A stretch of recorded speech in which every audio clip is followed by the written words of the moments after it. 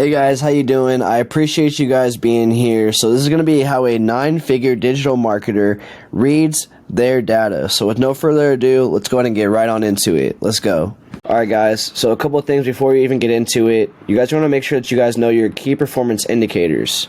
Now, if you do not know what a key performance indicator is, it's going to be metrics that you need to monitor and evaluate your performance. These are also very important indicators when you define your value and your success of your company.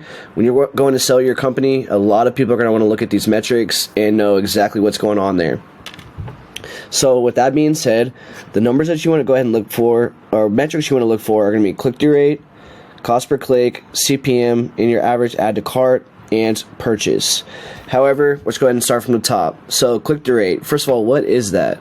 Your click-through rate is going to be how many people have passed by your advertisement and, click on your ad. So typically what you want to see in this is anywhere from a 2 to 2.5% and higher. So again, it's going to be how many people pass by your advertisement and click on your ad. By the way, I'm going to go ahead and go through these metrics, but if you guys want to jump straight to my column setup, I'm going to go ahead and provide the timestamp somewhere on the screen, and you guys are going to be able to reference that and jump straight to that time if that's convenient for you. But with no further ado, let's get right back into this. Alright, cost per click. So it's going to be the average cost it costs for each person to click on your ad. You typically want this to be under $1. And now in terms of the CPMs, this is going to be your cost per 1,000 impressions. This is going to be your bid against your competitors. You typically want to see this about a $10 to $15 and cheaper. And then your average add to cart and purchase, you want to identify what your average is and work to pull that down. Alright, now we're going to go ahead and get into setting up the columns. Now these are all going to be metrics that you guys can look for right away, right now. So if you guys want, you guys can go ahead and screenshot, or you guys can go ahead and pause this video and you guys can look through this and see which metrics I really focus on. Perfect, but I'm going to go ahead and continue on for now. You're going to find yourself within an ads manager. Once you find yourself there, you're going to see right here columns. Now, you see this says performance. Now, these columns are not going to tell you everything that you guys want. So, if you guys want to get proper columns, I'm going to go ahead and show you guys how to do that right now. So, what you're first going to want to do is press right here, columns, scroll down to customize columns. Alright, now there's going to be a couple of things we're going to want to do first before we start adding things into our column. First, I'm going to go to this right side and I'm going to scroll all the way down. There's a couple of things I go ahead and exit out of right away. First of all is end date. Not really important. We're going to turn them off whenever, but end date's not really that important. Schedule, also not that important. We're going to start these as soon as possible most of the time, so schedule date doesn't really matter. So let's go ahead and start adding our first metrics. So referencing that one page we just were at, the first one's going to be click-through rate, all. So I'm going to go ahead and select click-through rate, all. Now you might be asking yourself, there's two or there's a couple here. You're going to click-through rate, all. That's going to be everyone that passes by your ad and clicks on it, whereas link through click is going to be the specific shop now or call to action button that takes them off the platform, which you want to keep them on the platform, or which takes them off the platform. Continuing on, you also have the cost per click. So you have the cost per click all. Same rule applies. You want to go ahead and do the all for that. And then you're going to go ahead and add that CPM. So cost per 1,000 impressions. Just like so. Now I'm going to come back down to the right side on the right panel. I'm going to scroll all the way down. I'm going to select amount spent. And I'm going to go ahead and scroll down amount spent all the way down to the very bottom. From there, I'm going to go ahead and move myself real fast. From there, we're now going to do all the metrics that have to do with the back end on your website. So this is going to start with add to cart. So you're going to go right here, find total, add to cart. It's also helpful to know the cost per add to cart. So I also select that. Next we'll go initiate checkout. So type in initiate or checkout and then go ahead and hit total. Just need a total on that one. Next you'll go to purchase. And we'll look for the total purchases. We'll also look at the cost per purchase, how much each one of those purchases cost you. Purchase conversion value. I actually love this metric. It's one of my favorites. It's going to see how much that revenue is tracking. This will also let you know how accurate your ads manager is compared to your Shopify or wherever your analytics are. So again, purchase conversion value. Then I'm going to go ahead and select right here, total ROAS. So that's the golden number as well, return on ad spend. Perfect. So now I'm going to scroll down this right side. I'm going to scroll down slightly. So you're going to see all these sub check marks. These are actually going to add a lot of columns that you don't need. So for each one of these, they'll add like 5 columns rather than just one. And it's going to look terrible. So what you're going to want to do is deselect every single one of these sub check marks. So I'm just going to go down and do that real quick.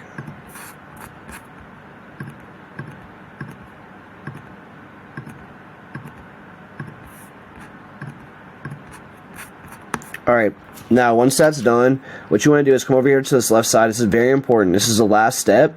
What you want to do is go ahead and press save as a column preset, and then you go ahead and name that column. So you know, we're going to put that Hydra 1 in there. You can do preset, whatever you want to go ahead and name that. But I'm going to go ahead and put, my company name in 1. So then we're going to go ahead and hit apply. Boom. And then you're going to go ahead and see, you can go ahead and see all the metrics that we're then going to be wanting to aim for and look for. Now there is one more thing as well. If you're a lead-based business, it is helpful to add in some separate back-end columns. So that's going to include it for purchase, by the way. But for lead-based business, what I would recommend is all your back-end metrics, go ahead and close out of. And I actually, for lead-based businesses, like to do link clicks. So unique link clicks, those are going to be people that go to the actual page or your actual website, and then you have leads. So you have total leads, you have your cost per lead, and your value you made for those leads. So then we'll deselect those sub check marks as well, and that's going to be essentially it. You're going to hit save, name that as well, Hydra leads or whatever you want to name that, and then go ahead and apply, and that'll go ahead and save for you, and that's how you're going to go ahead and look at those numbers. Perfect. So that's going to go ahead and conclude this part of the section. So that's it for setting up the columns. However, I do want to provide you guys with a little bit more value on top of that. So I do have a couple golden rules that I've kind of learned as a digital marketer over the last 3 to 4 years that I know will help you guys out. So let's go ahead and get right into that. Alright guys, let's go ahead and get into it. So what I got for you guys is the golden rules that I've came up with over the last 3 to 4 years. These are rules that I follow to the T every single day, and that I run into people struggling with all the time. So with no further ado, let's get into that.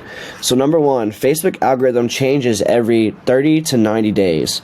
This is very important to know because basically whatever you have tried in the past might not have worked for you, but you want to try that again, or try a different version of that again. And I get a lot of people that come into the program and they're like, oh, I tried that and it didn't work. Well, you want to try it again with the proper foundation, and I promise you, half that stuff that you've already tried, it will probably work for you again, or can work for you for the first time. So going to number 2. Every ad account reacts differently. This is very important that you note this. You can't always copy and paste a strategy and expect it to work. You have to infer, based on your previous data, what's worked in your account to assume what's going to work for assume what strategy is going to work for you now.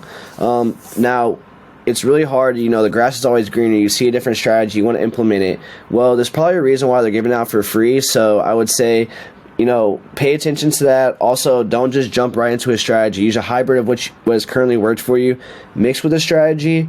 If you guys are ever confused on that, reach out to me. I would love to help you guys out.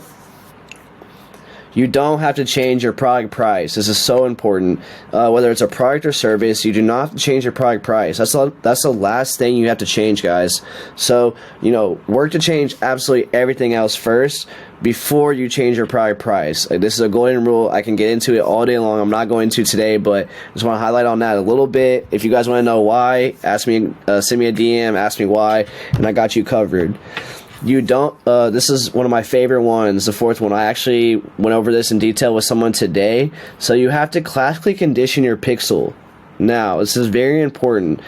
You have to train your pixel what you expect as a buyer of media and what you will abide. This is very important. So say, you're looking for an average cost per purchase of $25, $30, If you're looking for that and you start letting ads go to $50-$60 cost per purchase, you will never attain that, because Facebook will know that you are okay with getting the $40-$60 cost per purchase. So you have to classically condition your ad account.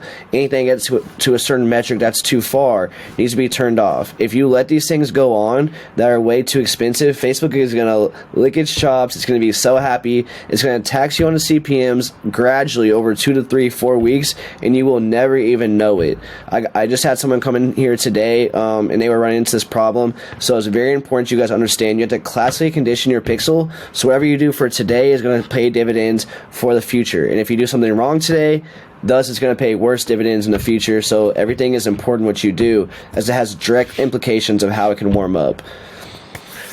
Perfect, guys. That's going to go ahead and conclude today. I absolutely love you guys all being here. I appreciate all your guys' support. Be on the lookout for everything else I have coming forward for you guys. More to come. With that all being said, I'm out.